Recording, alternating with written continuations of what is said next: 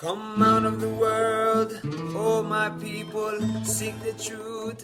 Hello, everybody. This is Paul Neeson, the Health Watchman, and I was recently interviewed on the radio by a Christian radio station, and I am going to play part of the interview right now where the host asked me if non-Jewish people should be keeping the guidelines and instructions of our Creator, known as the Torah. And I gave him the answer, and as honest as I could, and hopefully he and everyone else listening will get it. If you have any comments or questions, please post them below the video. If you like my answer, please share it with others, because this is something that many Christians today are confused about, and I think if they were clear on this topic, I think it would be better for everyone around, and people would have more of a better understanding of the full message of Yeshua Messiah. So it's my heart to teach this message. I want fellow brothers and sisters to be blessed. Please listen to the message, and even for some reason, if you disagree with it, put that comment below the video and let's discuss it some more. But I pray that you'll read your scripture and you'll find out this to be true, what I'm saying. And thank you for checking it out. Now here's the interview, or part of this interview, with myself, Paul Neeson, and this Christian host. And also, if you want to see more interviews and more videos on these topics, you can go to my website, www.healthwatchman.com. And when you go to healthwatchman.com, you could just go to my ministry site, which is torahlife.tv. That's www.torahlife.tv. All right, so here's the interview right now. Okay. Now, how about the actual spiritual practices? Okay, you have people following the Bible, very closely, following the Old Testament. There was an argument, in fact, it's in the Bible, and I don't know, I'm not sure if that was, I think it's after the Acts, but anyway, there was this argument in the beginning: do people need to convert to Judaism to begin to follow Christ? And at first it was that, yeah, you have to do this. You have to become a Jew, you have to convert, and then you become a Christian.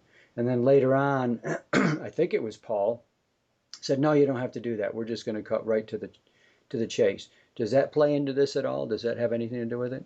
Well, kind of, but not really, because basically what happened was the problem that Yeshua had with the sages and Pharisees back then were the Pharisees and sages were starting to keep people or take people away from the Torah, the guidelines and instructions, and they were making up man-made laws, guidelines and instructions. So Yeshua wasn't saying not to keep the Sabbath. He was explaining how to keep the Sabbath. So he wasn't taken away, but they wanted the man-made power. So back then they were pretty much saying Yeshua wasn't doing enough. Now today, if Yeshua was here, he'd be called a legalistic, because he'd be keeping the Torah, the guidelines and instructions. But what happened was, as the first century Christians were and the original apostles as well, they were keeping the Torah. They were all Jewish. They were living the Jewish culture, the Jewish lifestyle, and everything else. But as they started to spread this message of the gospel all throughout the lands, they started to intertwine with the non-Jewish people that did not grow up with Torah. And it was too much of a burden to tell them overnight, well, you're just going to have to start keeping Torah overnight. No, the grace of a wonderful Messiah, it would let the people have to be able to grow into it. So instead of putting this on them all at once, they were said, look, we don't expect you to do this overnight, but these are 4 things you're going to have to do immediately. And that's the Acts 15 council that talks about not eating the blood of animals, not fornicating, and so on. There was those 4 things in Acts. There was 4 of them. So that was just for them to start with.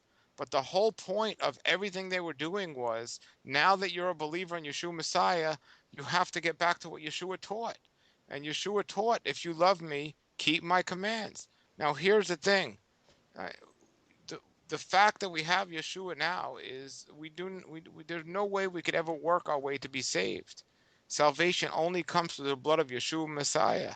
As these people started to realize this, they were no longer wanting to keep the guidelines and instructions because they had to. Now they were keeping the guidelines and instructions because they wanted to. They wanted to please him or respect him and show, look, we want to do this because you're our Messiah and we want to listen to you. It's very simple, Bob. You have children. I have children. If you ask your children to do something, or ask them not to do something, they're going to please you by listening to you. You know better than them, Hmm. and they're going to learn by listening to you. Now, if they get married and move out of the house and so on, well, that doesn't everything you've taught them, that just doesn't get thrown out the window like, oh, now I can live a completely different life because I'm somewhere else now. No. If you said forever, look both ways before you cross the street, if you told your children that at 5 years old, at 10 years old, at 15 years old, well, when they move out of the house at 20 years old, that doesn't mean they put a blindfold around their eyes and they run across the street. No, they still have to look across the street both ways to avoid getting hurt, to avoid the damage that comes along with the disobedient, with not listening. Well, look, we're blessed by being obedient, and good health, by the way, is part of that blessing, but we're cursed by being disobedient.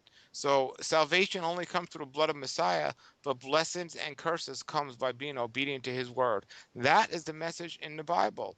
The Christian pastors today have so twisted the word around, and I see it very clearly. I just worked on a video tonight that I edited of this Christian pastor talking about the commandments of Jesus versus the commandments of the Old Testament.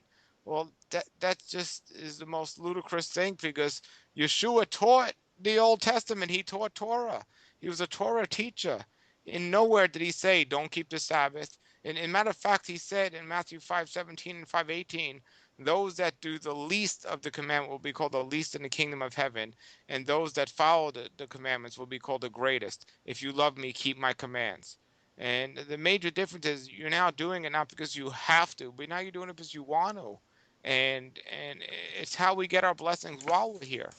So that this is what people need to get right. And unfortunately, there's a false gospel being taught out there today that all you got to do is just go and say you accept Yeshua as Messiah. Your life is going to change and everything's going to be wonderful. Well, that's not the message found in the Bible. Come out of the world, oh my people, seek the truth, avoid the evil, learn Yahweh's ways,